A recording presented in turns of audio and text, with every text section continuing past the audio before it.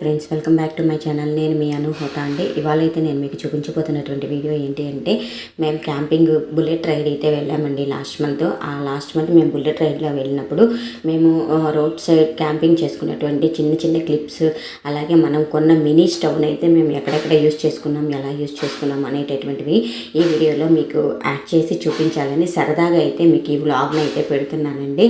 ఇది మీకు నచ్చినట్టయితే నా వీడియోని లైక్ చేయండి, షేర్ చేయండి, కామెంట్ చేయండి అండ్ సబ్స్క్రైబ్ కూడా చేయండి.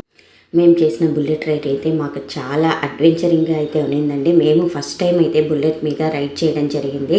సో దారిలో మాకు ఎదురైన అనుభవాలన్నీ అయితే కూడా చాలా అద్వితీయంగా, వర్ణనాతీతంగా అయితే ఉన్నాయి. వాటన్నిటినీ కూడా మీకు వివరించాలని అయితే ఉంది. కానీ ఇది కుకింగ్ ఛానల్ కాబట్టి ఈ ఛానల్లో మనం అలాంటివన్నీ పెట్టడానికి అవకాశం లేదు. కాబట్టి ఈ చిన్న చిన్న క్లిప్స్ మాత్రం మీకైతే చూపించడానికి ఉంటుందని చెప్పి మీకైతే ఆ మినీ స్టవ్ యొక్క యూజెస్ ఎలా చేసుకున్నామని చెప్పడానికే ఈ వీడియోని అయితే మీకు పోస్ట్ చేయడం జరిగిందనమాట.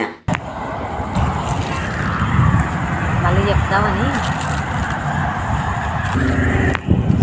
సరే.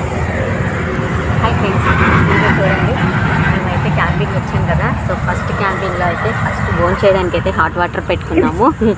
అలాగే మేము ఇవాళ ఫస్ట్ డే కాబట్టి ఇంటి నుంచి వంట తెచ్చేసుకున్నాము. సో ఇక్కడైతే ఒక ప్రశాంతమైన ప్రదేశంలో అయితే కూర్చొని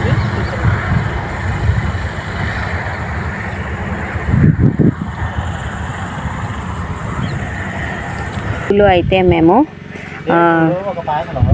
కర్నూలు శ్రీశైలం మార్గ మధ్యంలో అయితే ఒక పొగాకు తోటలో అయితే ఆగామండి. ఇక్కడ చాలా బాగుంది టెంట్ అదంతా. సో ఇక్కడైతే మేము వంట చేసుకుంటున్నాము.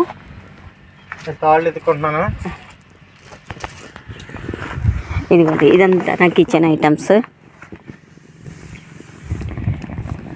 సో అన్నం అయితే పెట్టాను, అన్నం అవుతుంది.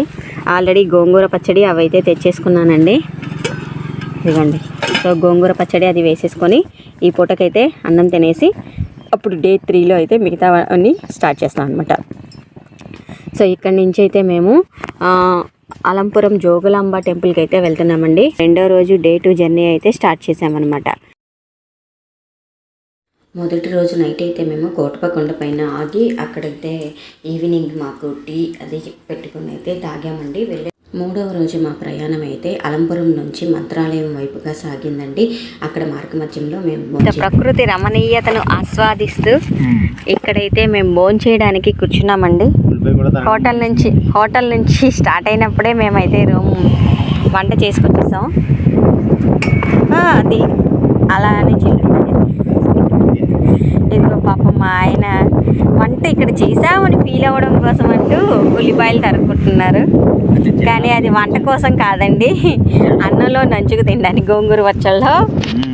సో ఉల్లిపాయలు ఇలా కోసుకుని గోంగూర పచ్చళ్ళలో నంచుకు తినాలట. చూసారా, అమ్మని గోంగూర పచ్చడిని మర్చిపోలేమండి. అమ్మని గోంగూర పచ్చడిని మర్చిపోరటండి. మధ్యలో నేనున్నానని మాత్రం మర్చిపోతారండి. నువ్వు ఉన్నావు కాబట్టి తరిగిస్తున్నామండి, లేదంటే ఇవ్వం కదండి. చూసారా అండి? అవునండి, అది చూస్తారు, వీడియో చెప్తున్నా కదా. అన్నం, టమోటా కర్రీ, గోంగూర పచ్చడి ఇవాళ మా రెసిపీ అండి. సో భోజనం చేసిన తర్వాత మిగతా విషయాలు మాట్లాడుకుందాం. టైం అయిపోతుంది, మా ఆయన ఇంకా టైం అయిపోతుంది, ఆకలిస్తుంది. మళ్ళీ టీకి ఇబ్బంది లేకుండా ఉండడం కోసం టీ అయితే నేను ముందుగానే ప్రిపేర్ చేసేసి ఫ్లాస్క్లో అయితే వేసేసుకుంటున్నాను. హైవే పైన రోడ్డు పక్కన అయితే మేము టీ చేసుకొని అయితే తాగడం జరిగింది.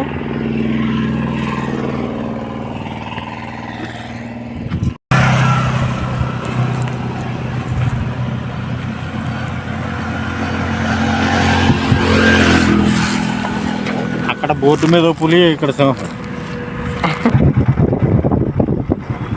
కొండ మీద అన్నమాట. మా వారైతే పాపం ప్రతి నిమిషం లగేజ్ సర్దుకోవడానికే సరిపోతుందనమాట. మేము వంట చేయడానికి ఎక్కడైతే ఆగుతున్నామో ఆ ప్లేస్లో మళ్ళీ ఆయన బ్యాగులు తీసి లగేజ్ సర్దుకోవడానికి సరిపోతుంది. ఎందుకంటే రోడ్స్ అన్నీ చాలా ఘోరంగా, భయంకరంగా అయితే ఉన్నాయన్నమాట.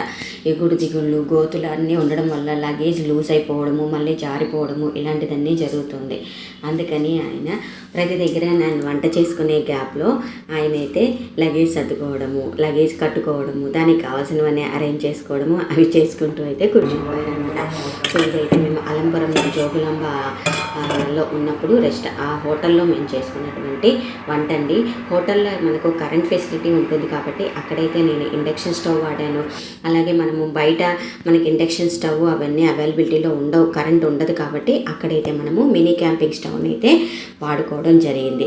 మొత్తం మీద ఎలాగైతే ఏంటి నా ప్రయాణం అయితే చాలా అద్భుతంగా సాఫీగా దేనికి ఎటువంటి ఇబ్బంది కలగకుండా, టీకి కాఫీకి భోజనానికి దేనికి కూడా ఇబ్బంది కలగకుండా హ్యాపీగా అయితే మా ప్రయాణాలన్నీ ముగించుకుని తిరిగి క్షేమంగా గమ్యాన్ని అయితే చేరుకోవడం జరిగింది. చూసారా, ఇలాంటి చిన్న చిన్న క్యాంపింగ్ ఐటమ్స్ని మనం తీసుకోవడం వల్ల మన ప్రయాణాల్లో ఇబ్బందులు కలగకుండా హ్యాపీగా అయితే మన ప్రయాణాన్ని ఎంజాయ్ చేయడానికి అవకాశం ఉంటుందన్నమాట. సో చూసారా, మార్గమధ్యలో ఇలాంటి ఇంకా చాలా చాలా చిన్న చిన్న అద్భుతాలు, అందమైన ప్రదేశాలను అయితే చూసాం. కానీ అన్నీ పెట్టడానికి వీలు కాదు కాబట్టి కొన్ని క్లిప్స్ మాత్రమే ఇందులో నేను యాడ్ చేయడం అయితే జరిగిందనమాట.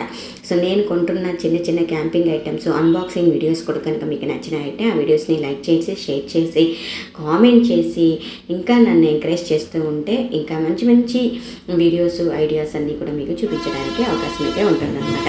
ఓకేనా friends, thank you for watching friends, bye.